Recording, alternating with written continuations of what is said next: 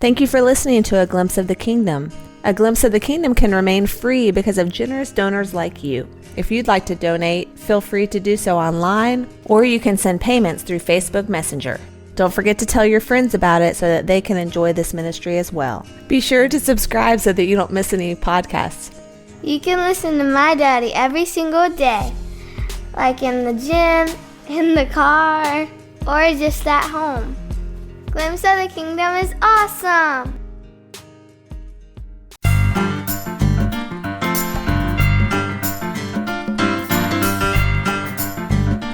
Hello, thank you for listening to A Glimpse of the Kingdom. I am David Pendergrass. I received an email not long ago from a gentleman I've responded to before, and he had a long email with some various questions and comments. I want to jump into some of these questions and get to publicly because I think they're very good ones that would apply to a lot of people.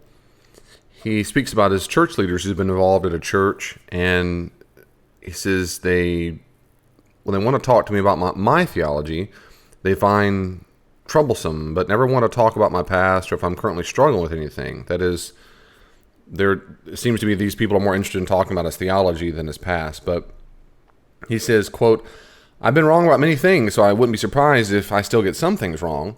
The lead pastor has a bachelor's degree from Oral Roberts, and most others haven't gone to school or training for Bible, theology, etc.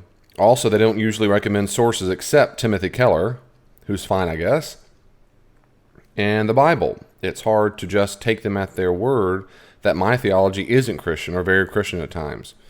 End quote so far. So what he's saying is they don't think his theology is very Christian, but they care about it. They're more condemning it versus giving other sources besides Timothy Keller. And Timothy Keller is a smart guy. Pastor's written a couple books, and I like his stuff. I guess he's not a scholar per se, but he's a smart dude, and I think writes some good books. I'll continue. Quote, "I definitely want it to be," and he means having Christian theology, right? "I want it to be, and I have read your books, and I have been reading Hurtado, Walton, Wright, Keener, and Goodacre. Most of the leaders haven't heard any of these scholars, including you." Let me pause there real quickly to say, yeah, I don't doubt they haven't heard of me, because that's very kind of you, but I'm not at all the level of a Hurtado and Walton and Wright or Keener or Goodacre, so they're... Yeah, I'm a nobody. Those people are a somebody, so that's sweet. But they're not going to hear of me. I'm not at their level. Anyway, he goes on. "The few who do recognize a couple of names are concerned that I'm reading from liberal thinkers that may eventually pull me away from biblical Christianity. I don't know who is liberal and who is not, but I believe you recommended these writers, so I feel they're safe. I do believe the church leaders care about me, and they desire for me to have good sound theology. And by all means, I could be misunderstanding what I read, and I may need to correct or nuance my theology differently. But I share all this because in the end, I trust you and respect your opinion." And he says, "I have many questions, and here are a couple of them." Let me end quote there and say thank you so very much. I very much humbly appreciate your trust and respect. And I also respect and appreciate their desire to help you in proper theology. I do. And I do. One of the things I don't do much, I'm torn. I don't label people that much. I don't do the whole conservative, liberal, blah, blah much. I don't, because of course what it is, right? It typically writes people off immediately. It's an ad hominem argument. If one scholar is liberal, then I never have to read her or him. And that's silly. I mean, that's silly because especially in our American culture these days, people are so quick to label people and just write them off instantly. That's very troublesome.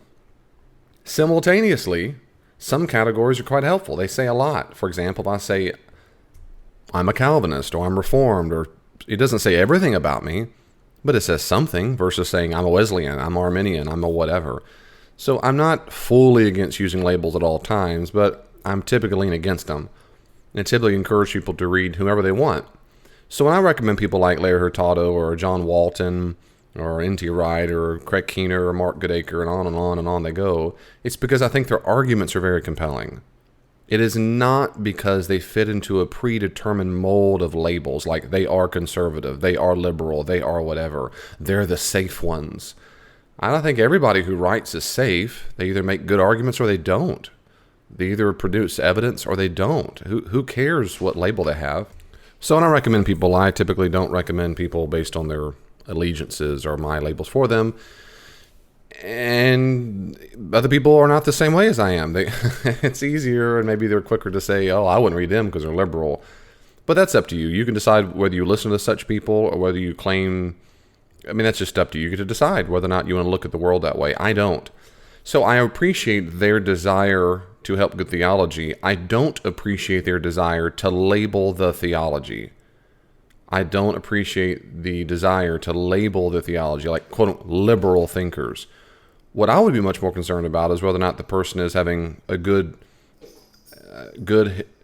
evidence-based, historically and social and literary context-based argument and conclusion more than whether or not they're quote-unquote liberal or conservative. So anyway, that's what I do. So you can do what you want, and whether you find them reliable, there you go. Well, on to the questions. Your first question is it wrong to say Jesus hasn't always existed? You say, I believe the Word is God, and He became flesh, and that was Jesus, the God-man. For me, the Word always existed, but Jesus did not. End quote. To that, I would say yes and no. It is true, it's accurate in Christian orthodoxy to say that Jesus has not always existed, because Jesus is the name we have given to the member of the Godhead who assumed flesh. So God the Son, who existed eternally, God the Father, Son, and Spirit, God the Son didn't have the name Yeshua or Jesus. That name was given to the incarnated Son of God, the incarnated, that is incarnated, the one in flesh. So the Word is God, or just as John says in his prologue. He didn't become flesh necessarily in that sense. He took on flesh, and that is Jesus, the God-man. That's exactly right. So the Word has always existed, but the Word did not exist with flesh until the incarnation. And when the Word took on flesh, or assumed flesh as well, and this human nature of soul and body joined together, then that person of the Trinity received a name, and that name, of course, was Jesus. So that's the distinction. We have to always nuance that carefully. When someone says, if they hear, oh, Jesus didn't already exist, that's unorthodox. Well, let's explain that first. Jesus, as the God-man, did not always exist. The Word did. That's also why it's wrong to say God became flesh. That's very, very common. God didn't become flesh. God's Son took on flesh. God the Word took on flesh. Not God as in the Trinity did not. And God the Father did not take on flesh. God the Son did. Your second thing you say is this: I've heard messages about God not being able to look at sin or have someone with sin in His presence. I don't know if that is true, and I was wondering what your thoughts are on the subject. I'm not sure if all of scenes in Job between Satan and God in his throne room actually happened, but if they did, how can he handle Satan in his throne room unless Satan hadn't sinned and was not a bad guy at this point? If he was a sinner at that point, then surely if he could allow Satan in his presence and he could handle looking upon sin, I believe God hates sin, but if he couldn't look at Jesus when sin is put on him, then how is he ever able to look upon us before we are saved? End quote. These are good questions. Let me say a few things about that. Typically people go to Habakkuk 1. Habakkuk 1 is the chapter and the verses of verse 13. Most people go to talk about God not being able to, quote, look upon sin.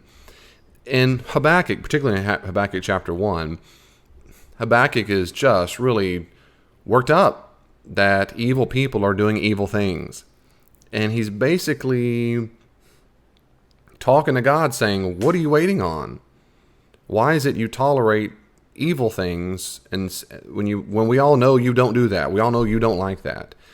And it really says in Habakkuk 1:13 that your eyes, how do I say this? Your eyes are pure. Your eyes are pure. And so sometimes that's translated as your eyes are too pure to behold evil, and you cannot look on wrongdoing, or you cannot see it. Well, that is literally what it says. I think the NET does a great job translating, a little interpretation, but translating exactly what the point is. The NET translates it this way: you are too just to tolerate evil. You are unable to condone wrongdoing. So why do you put up with such treacherous people? Why do you say nothing when the wicked devour those more righteous than they are? So if you read this to mean God the Father or Son or Spirit cannot literally look at evil itself, I don't find that compelling at all. One is because I don't think that's what the best way to interpret this verse. Two, I don't think that evil is a thing that God looks at or cannot look at. I think evil is not a thing. It can be talked about as if it's a thing, but I don't think evil actually is a thing. Thirdly, God the Father, Son, and Spirit do not see things. God the Father, and the Spirit particularly, before Jesus became Jesus, could not see anything. He doesn't have eyeballs to see in that sense. God is aware of things. He has knowledge of things. He's not literally see something. So I do not read Habakkuk 1:13 as a literal description, as if God the Father is wandering around blindfolded to sin because he just can't see it. He just can't see it. Or if sin comes in his presence, he just goes blind all of a sudden. I mean, it just seems crazy to me. But I know this is preached about a lot, and I've heard it from sermons. I've heard people, I think well-intentioned, say this kind of stuff, but I think it's nonsense. When Habakkuk, in my interpretation, and this isn't idiosyncratic, this is a standard interpretation, but whatever. When Habakkuk speaks about this, he's saying, we know, God, that you're good, and you don't like this. It's like when the psalmist cry out, oh God, when are you going to wake up? How long are you going to let the evil prosper over me? We all know that you're a righteous, good God. What's wrong with you? How can you allow this to happen?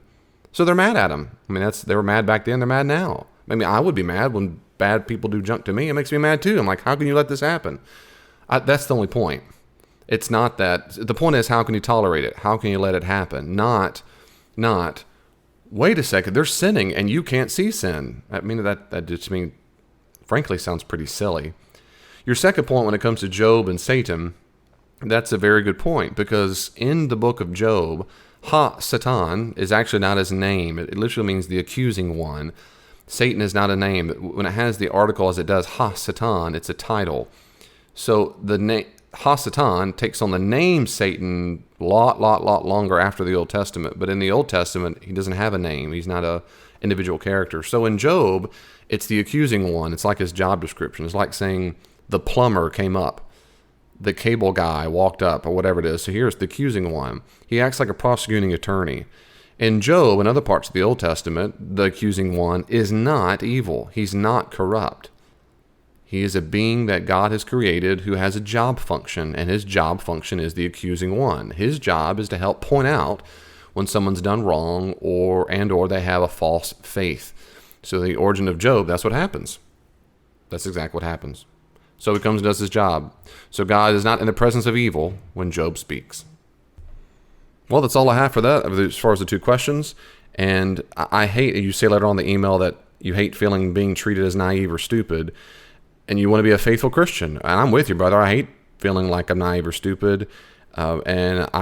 Nothing you've said to me sounds to me like you're naive and stupid. Really, quite frankly, nothing. So keep it up, brother. And if people look down on you and condemn you, that's their deal. Try to process those feelings and forgive them. But all at the same time, just keep on going. Be encouraged. Keep doing research. See you next time. Thank you so much for listening to the podcast. I really do hope that you enjoyed it. I hope you'll listen more. If you want more, go to davidpendergrass.com. There are tabs at the top that let you have access to all the podcasts I've recorded, to sermons I've done, books I've written. They're all there at davidpendergrass.com.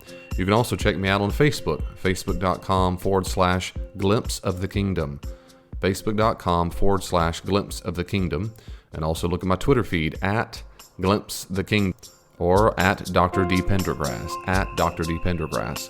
There's tons of ways reached out. I hope you will. Send me your questions, send me your comments. If you'd like to support the ministries of Glimpse of the Kingdom, you can also find ways to give online on davidpendergrass.com. If you'd like for me to come and do some consulting, check out my website, davidpendergrassconsulting.com, and I'll be happy to come out and speak to your organization and help and train any way I can.